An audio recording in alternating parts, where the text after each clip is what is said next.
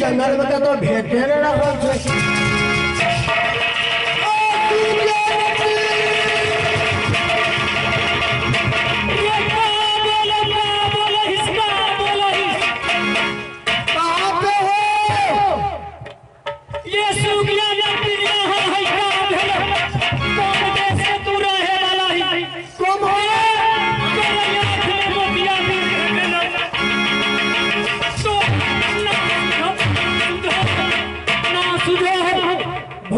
पराते राम के नाम लिए आई सब झाड़िए बाहर लेके उठे यह मौगी भोरे हम है ने बोलही तू होने का कोई होने का कोई। अच्छा एक बात बताओ बोली यहाँ पे सुगिया नटीन है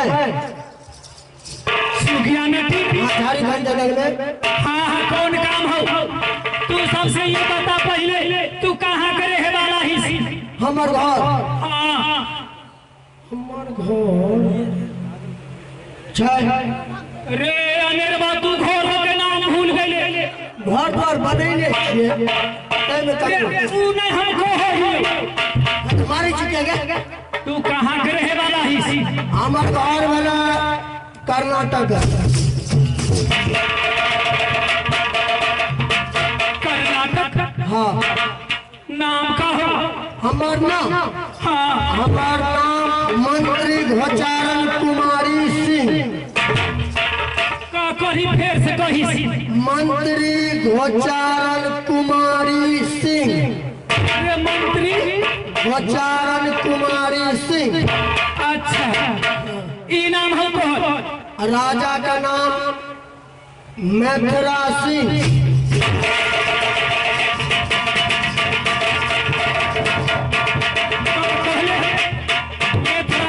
तोरा ढोल चमकिया लगे छाओ रे मंत्री तू ही बता छोटी हमर बहिना अच्छा है तोहर नाम की हमर नाम रे हमर नाम सुकिया नटीन है सुकिया नटीन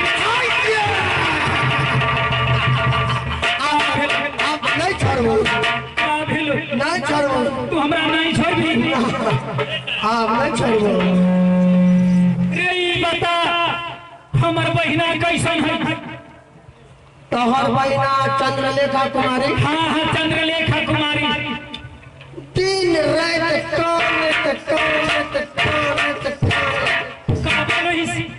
कहुआ के कन्हौली के लभरैन के अमर सजनपुरा के अननी सहारा बेलवाड़ा सौंसे शहरी सासाराम पटनिया बधवा टोल पूरा एक क्षेत्र के धान रह गए।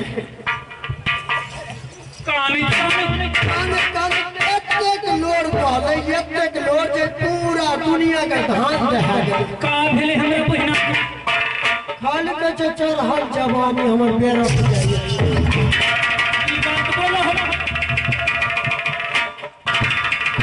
और तुम्हारे भैया चिट्ठी लगो तेरा बुझला का अरे तनी पढ़ के तो सुना दी। हम कहां पर तू नहीं पढ़ल। श्री स्वस्ति लिखा नारायण क्या कर्नाटक श्री गुरुद्वारा राम नाम आवाज मान कीजिए सुन लीजिए। पहला राम राम राम राम और क्या हो? और मेरा सलाम कबूल करे। सलाम कबूल करे। उस सलाम के भाई सलाम मतलब सलाम। हाँ और क्या हो? बहना यह पत्र देखते ही मेरे कर्नाटक घर अवश्य आइएगा। नहीं जाओगी तो मैं अपना प्राण छोड़ दूंगी। प्राण छोड़ दूंगी? चलिए अरे हरबा आल जतरा अरे मंतरी रैयाजू आदिना रैया।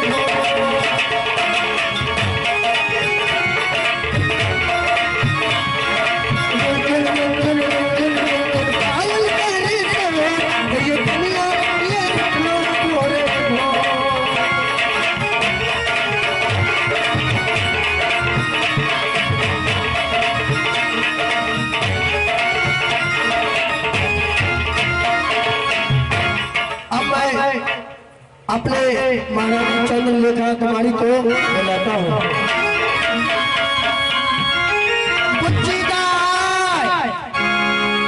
কি হলে বাবা রে? हाय ता কি বাবা? हमारा बा की आब गेला अखन तक कोई खबर नहीं एली हम की आई जाता बा अरे हमें नहीं ते रहे रे खरे रहा अरे के बैठ लो आइए बोले हाय खावरिया हाय दीदी सब है हाय बबुआ मोरा भाला पीरा रे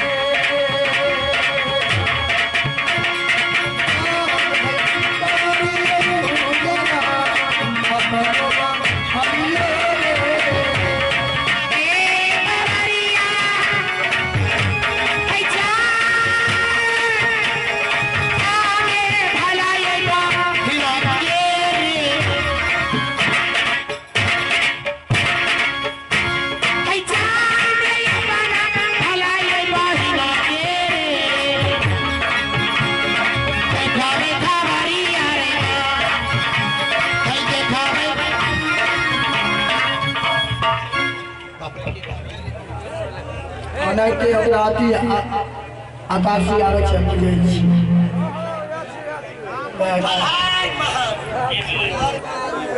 हर हर